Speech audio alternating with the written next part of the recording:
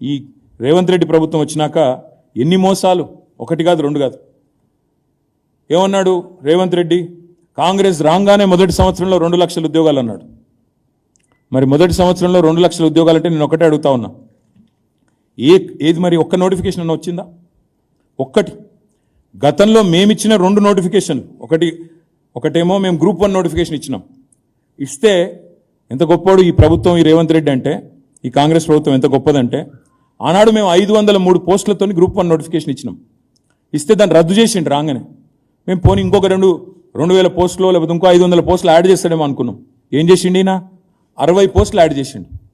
503కు 60 కలిపి అది నోటిఫికేషన్ ఇచ్చి, నేను నోటిఫికేషన్ ఇచ్చిన గ్రూప్ 1 అంటే మేము ఇచ్చిన దానికి కలిపింది ఒక 60 పోస్టులు. రెండోది, బీఆర్ఎస్ ప్రభుత్వం ఉన్నప్పుడు మేము ఆల్రెడీ డిఎస్సి ద్వారా 20,000 పైచిలకు రిక్రూట్మెంట్, 28,534 పోస్టులు మేము రిక్రూట్మెంట్ చేసినాం.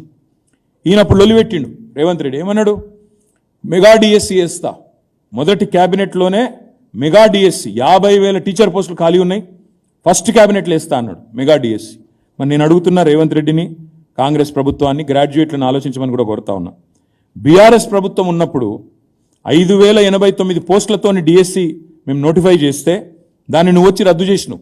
మేము అనుకున్నాం నువ్వు చెప్పినట్టు మరి 50,000 ఉద్యోగాలతోని డిఎస్సి ఇస్తావేమో అనుకున్నాం. నువ్వేం చేసినావు? మరి మేము ఇచ్చిన 5,089కి అదనంగా 5,913 కలిపి 11,000 ఉద్యోగాలతో కొత్త నోటిఫికేషన్ ఇచ్చినాడు. అంటే ఒక్కటి కొత్త నోటిఫికేషన్ లేదు. 2 మేమిచ్చిన నోటిఫికేషన్లను రద్దు చేసి వాటికి ఇంకొన్ని కలిపి కొన్ని కొసిరి అది మళ్ళీ కొత్తగా ఇచ్చింది తప్ప ఏ ఒక్క నోటిఫికేషన్ కూడా రేవంత్ రెడ్డి వచ్చినాక ఇవ్వలేదు. ఇవ్వకపోగా 2 లక్షల ఉద్యోగాలని చెప్పిన మాటను తుంగలో దక్కే విధంగా జాబ్ క్యాలెండర్ అన్నాడు. ఇంతవరకు అది అతి లేదు, గతి లేదు.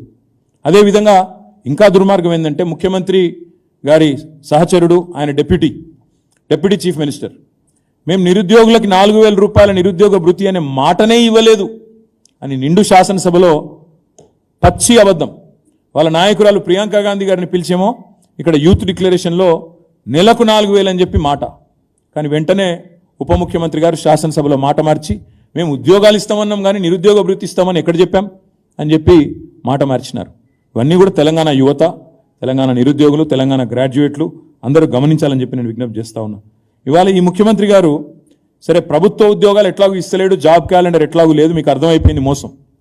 ప్రవేశ పరీక్షలకు, ఎంట్రన్స్ టెస్ట్లకు రూపాయి కూడా ఫీజు తీసుకొని అన్నాడు.